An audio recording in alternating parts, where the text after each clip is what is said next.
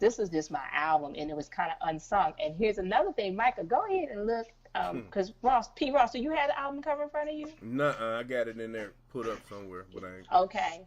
When I was out in LA for his show, his album release for '69, Owen was there, and nobody knew who he was, and I was like, oh, Hussy, and Owen was like, how do you know who I am? I'm like, you ain't old enough. I was like, and I got that purse with this album cover on. I was like, because you were his manager, and he was like, you know that? Right. Yeah. Look in the bottom corner there, dope. Micah. Yeah, that is, he's managed by Owen. Yeah. Mm-hmm. Yep. That's it. American artist. There you go. This, and I want to say this was recorded in Minneapolis. I think it was his studio that he had there. So, he had a very big involvement in his projects, but he still had to fight for credibility. And I want to say this was probably like his 6th, 7th album that he had worked on, because when you factor in 94 East, you factor in involvement to the first 3 Prince albums, you factor in Evelyn Champagne King and all of the people that he produced along the way and concurrently to his own stuff. He wasn't a newbie by the time he got asked to do Jody Watley's album. Right. But people were not paying attention. Right. Because he was very involved with the whole creative direction from the beginning to the end. And that's the thing. Albums matter. Back then, I was that kid, took the albums apart. I looked at lyrics. I listened. We didn't have lyric sheets, so we had to listen and then write them down so we'd know the records. Exactly. And I'm going to move right on into the individual tracks on that segue. Let's do it. All right. So for me, I thought the album was uncanny because I found side B to be the slamming side. I thought it should have been the opening side, and I explain why. Because I love the whole album, but my bangers are on the other side, plus this one. So Survivin in the 80s. First listen, doesn't it sound like it's a lot of techno? Yeah, A lot of techno, but there's a lot of funk underneath. It's got that funk, that bottom bass. Minneapolis, like it's always his style is always with that bass wrapping around that drum, and then his setup for this album, I want to say he had 4 keyboardists. 4, and they were, you got the synthesizers. I would love to sit and break it down with him, but from what I hear, it sounds like a lot of synthesizers, maybe some real keys intertwined. And just some stuff that, is technical. I don't know what it is, that only like a Thomas Dolby. And, I love me some Blinded Me with Science. I don't know if you remember that record. It was a lot of what people were trying to go to from the UK. It was a lot of UK new wave. So Surviving in the 80s, he's got some lyrics that, again, are applicable to now. He's got this line in there where he's talking about the master jerk. Right. And I don't know if he said Congress or he passed a bill, and it's like, how are people feeling about what's going on in Washington right about now? We got a government shutdown going on. Right. You got people working and they ain't getting paid. Right. Again, the irony, terrible. The irony, he was talking about this stuff in the 80s, and here we are in Y2K19. Right. We still got a master jerk, and I don't do a whole lot of political talk, but I'm just keeping it on it. Right. Again, he's just ahead of his time, and he was like social commentary mixed in with his piss and vinegar. So I did write some stuff down here. One of the verses, the plastic cars, plastic bars, plastic people. Hello. Yeah. We got especially plastic people. They take it to a whole different level with the plastic people. Now you got sex dolls that people can order with the AI that you ain't even got to talk to a real. What? He wrote this album when? Right. How apropos that was. Right. Yeah, over 35 years ago. And you know what? Years ago. I just thought about this. Like, remember the 80's movies? Like, early 80's movies? Sci-fi. And how they, again, futuristic. And this was the sound. You know what I mean? Right. To these This could have been the movies. soundtrack to any movie that came out that had a sci-fi, futuristic, or conspiracy theory type of vibe to it. Right. Because they kind of felt a little dark. You know what I mean? Like you needed it. Like I said, you felt like you kind of needed one of these to navigate. Right. We Right. need That's why I got. Go ahead. I was gonna say real quick. That's why I got out of the track "Man of the Future." It does have a futuristic sci-fi Absolutely. vibe. It's my number one song of the album. Yes. So, he's got this heavy bass synth.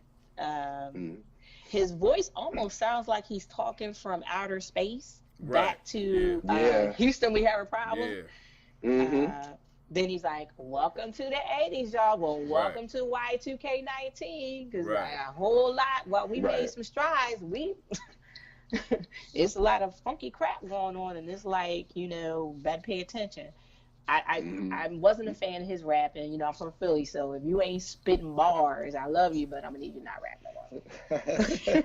I will agree with that. I will totally. But if somebody else said it, you better watch your mouth. Right. I got love for him, but I would prefer he. I could let him slide due to what he was talking about, but you can't put him like in no top 5 though. Absolutely not. No. But I love the fact that he wasn't again. It's all about the level of fucks he never gave. Right. He gonna do what he wants to do, and I loved him for that. Right. Even nobody else was doing this. Well, I think didn't Blondie do it? I'm talking about artists that look like him. Like him, okay. You know what I mean? Because Blondie did it. You had Devo, you had Blondie, you had Kraftwerk way before him. Right. You had so many other, bruh. Listen, that's another show. Woo. Right. Listen. I mean, Thomas Dolby, there were so many people, jumping in, but they didn't look like us. And even to the fact that Prince was trying to clown him with We Don't Like New Way. Yeah, but your damn album Dirty Mind I was so hot with him. Let me start with that. Don't get me started. He kept forth with his vision in the face of people turn around and, to me, stabbing him in the back. But in the outfits, like I said, it was dope in the way they presented it. Going on to my number one cut of his is M.O.T.F. Man of the Future. Yeah, that's hot. Yeah. You can give us 5 because we usually name our 5 favorite joints. We do 5 favorites and if you want to we can stick to 5 because I've definitely got my top 5. You want me to go in order because I want to hear what y'all got to say about it too. Because y'all however you want to do it. Hey, I'm learning. This your show, AC. This your show. I'm learning. I'm learning. Okay, because I'm looking at it as us. I ain't gonna take it over. Okay, so going into M.O.T.F. and why I've always felt like this was his biographical, definitive song up until now. He still is putting out such great music. We can go on and on with that. M.O.T.F. Man of the Future. It only really has one verse. And the way it was arranged, the arrangement was just, as soon as it started, the first note, I was like, this is dope. This is dope. And then the line of it, when he says, I heard something, I'm going to say, I heard something, I tell you no lie. Heard something when I was in my daddy's eye. And he said something, and sometimes I can't understand what he's saying. Mental telepathy. What? And then he hits the keys. What? I must have repeated that song 100 times before I moved on to the next one. And you take the needle, whoop, go right back. Wait a minute now. Bloop, let's go back.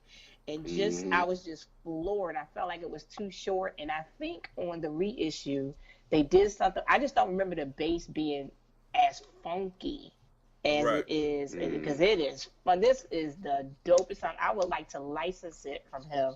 I can afford it. Right. Because I have a project that I have in mind, and I really want to use this track. I just love this song. I love, love, love, love, love. My next number 3 record on here. Am I going to 2 or 3? Right. I'm a freak. It's like, okay, we get it. So I'm like, okay. Number 3 is Make Me Wanna Dance. Does it make me wanna dance? Yeah. Make me wanna dance. Oh, yeah. Make me wanna dance. Oh my goodness. It has that whole Thomas Dolby Devo. That is my joint. And I loved his vocals. I feel like he had a sense of urgency and aggression in his vocals, where I've watched him live and it's so easy to him. He's just singing. And it kind of conveys on the record. But this one, it was like he was really going, using his lower register, using his higher register, not on this particular song, but on this project. And then the computer talk, just the way he wove all that R2D2 type, ad-libs in there, it was really, really, really, really dope. Okay. My 4th song, I'm going to save my 4th one for my 5th song, my last one. The next song that jumps out at me is Don't Let the Future. Oh, yeah. I absolutely loved it. And I kept saying, why does this song sound familiar? Why does this song sound familiar? And I didn't see it in the credits. It sounds a lot like Elton John's. And I want to say, I don't remember the original title, but it's kind of a play on his words. But I just absolutely loved the song. I loved how the lyric, again, when he's described, it's almost like the apocalypse. I think it is the apocalypse, when he says he's just describing a dream, and he starts off the room where I lay. So it's actually a nightmare. And he's like, there were cars flying by and buildings in the sea. And a couple of years ago, we had flooding going on in Houston. And when I was watching the rooftops poking out of that flood water, because one of our guys in the group, Kenneth Noel, he lived in Houston. Ryan Lewis lived in Houston. I was and I was listening to this record. I had to cut it off because I'm like, man, please don't let me get on the internet and find out somebody that I know have, passed away, because, it was really getting bad with the floods. It was almost like he was giving a foretelling to global warming or the aftermath of a nuclear apocalypse. Which is why he needed the gas mask. It was just, I can actually see the apocalypse through the lyrics in the record. And that high note at the end, have y'all listened to it all the way through? I didn't know he could get his voice up that high. I was looking for some guest vocalists that guested on that song, but I don't think they did. That's him. He's got range, and I really would have liked to have him challenge himself vocally on his projects like he obviously did on this one. Right. And my number 5, again, is tied. This one is tied with M.O.T.F. Stay is the cut. Yeah. Stay is the cut. It almost sounds like what a love scene. Because I'm a photographer and a cinematographer, I can almost hear that song, the way it comes in, being the song in a love scene in a horror movie, because it has like a darkness to it. Right. But the line in the song was, now your friends want it too. You sitting up there running your mouth talking about how good I handle business. You might not want to tell your friends because they trying to holler. And now they want it too. Right. You told all your friends the ways I loved you good. You told everything. Now they want it too. Listen. Keep your mouth shut about how good your man is. Again, is it not the truth? How many times have you heard of people going, he ran off with my best friend. Yeah, because you telling your best friend everything he doing. She wants some too. Right. And he's saying that they hollering at me, but all I want is you. And she won't stay. So I kind of was like, "Go on, girl. Whoever this is, she in there. She get it in, and she rolling out." And he like, "Wait, where you going?"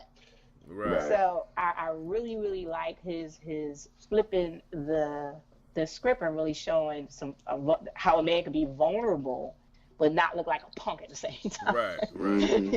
You know, sometimes somebody just has you more than you have them, and you don't understand why, because you're doing everything that they want you to do, and you still won't stay.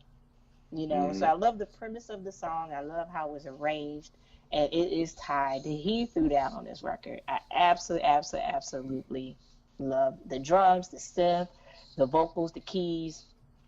5 stars. And that's my top 5 for the album. What's up, CM, man? Right. Woo. Yeah. He like, Lord, I gotta follow that. I'm not even gonna try to follow it. That's like trying to follow Patti LaBelle at the Jazz Festival. It's like, it's like, yeah, I would never follow her. I would just leave. Nah. No, but you gotta forget, Micah. You are my son's age group, so you can't just ignore me. I've been around for a minute, and I was an old soul. No, it's all good.